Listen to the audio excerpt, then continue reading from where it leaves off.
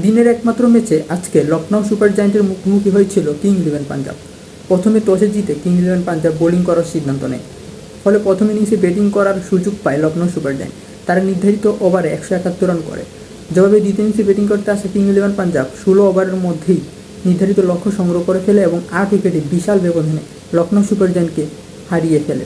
এবং আজকের এই ম্যাচে হারের মধ্যে দিয়ে পয়েন্ট টেবিলে বড় ধরনের একটা পরিবর্তন ঘটেছে। লখনৌ সুপার জায়ান্ট যেমন তাদের আগের জায়গা হারিয়েছে, সেই সাথে কিং ইলেভেন পাঞ্জাব তাদের জায়গাটাকে আরও বেশি শক্তিশালী করেছে।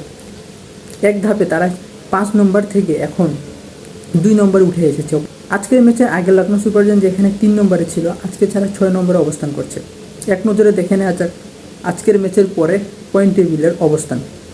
এই মুহূর্তে নম্বর 10-এ অবস্থান করছে কেকেআর।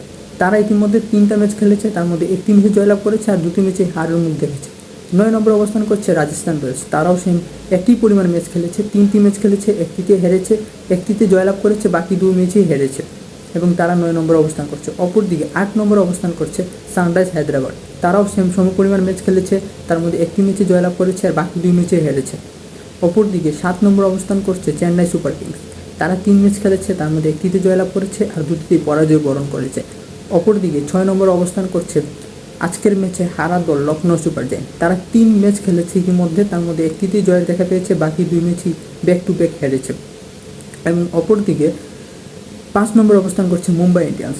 তারা 3টি ম্যাচ খেলেছে, তার মধ্যে একটিতে জয়লাভ করেছে, বাকি 2 ম্যাচেই হেরেছে।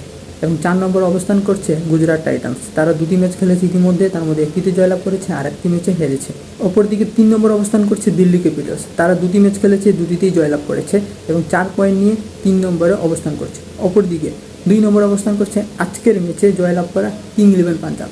তারা এখন পর্যন্ত 2 ম্যাচ খেলেছে, 2 ম্যাচেই চমৎকারভাবে বড় ব্যবধানে 2টি দলকে হারিয়েছে এবং 4 পয়েন্ট নিয়ে তারা ইতিমধ্যে আরসিবির পরেই অবস্থান করছে। এবং সবার উপরে অবস্থান করছে রয়্যাল চ্যালেঞ্জার্স বেঙ্গালুরু। তারা ইতিমধ্যে 2টি ম্যাচ খেলেছে এবং 2 ম্যাচেই জয়ের দেখা পেয়েছে।